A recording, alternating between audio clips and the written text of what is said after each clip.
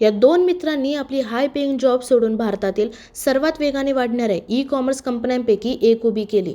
विदित आत्रे आणि संजीव बर्नवाल यांनी पाहिलं की भारतातील लाखो छोटे व्यावसायिक आणि मॅन्युफॅक्चरर्स अजूनही ऑफलाईन बिझनेस करतात किंवा जास्तीत जास्त फेसबुक आणि व्हॉट्सॲप ग्रुपवरूनच आपले प्रोडक्ट्स विकतात. त्याचबरोबर टियर 2 आणि टियर 3 शहरातील बहुतांश लोकही याच छोट्या व्यवसायांकडून खरेदी करतात. पण त्यावेळी कोणत्याही ई कॉमर्स कंपनीने ना या बिझनेस ओनर्सना आपल्या प्लॅटफॉर्मवर आणलं होतं ना या कस्टमर्सला. म्हणूनच या छोट्या व्यावसायिकांना ऑनलाईन आणण्यासाठी सुरू झालं मिशो म्हणजे मेरी शॉप.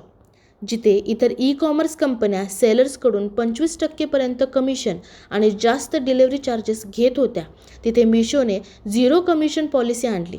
कमिशन पूर्णपणे काढून टाकलं आणि डिलिव्हरी चार्जेस देखील कमीत कमी केले. रेव्हेन्यू कमवण्यासाठी त्यांनी प्लॅटफॉर्मवर चालणाऱ्या ॲडव्हर्टाइजमेंटचा वापर केला. त्यांनी हेही ओळखलं की लॉजिस्टिक्स, स्टोरेज आणि इन्व्हेंटरी यासारख्या गोष्टींमध्ये ई कॉमर्स कंपन्यांना हजारो कोटींची गुंतवणूक करावी लागते, जी लॉसेसचं मोठं कारण ठरू शकते. म्हणून मिशोने सुरुवातीपासूनच ॲसेट लाईट मॉडेल स्वीकारलं. म्हणजे मिशो स्वतः प्रोडक्ट्स खरेदी करत नाही, त्यांचा स्टॉक ठेवत नाही.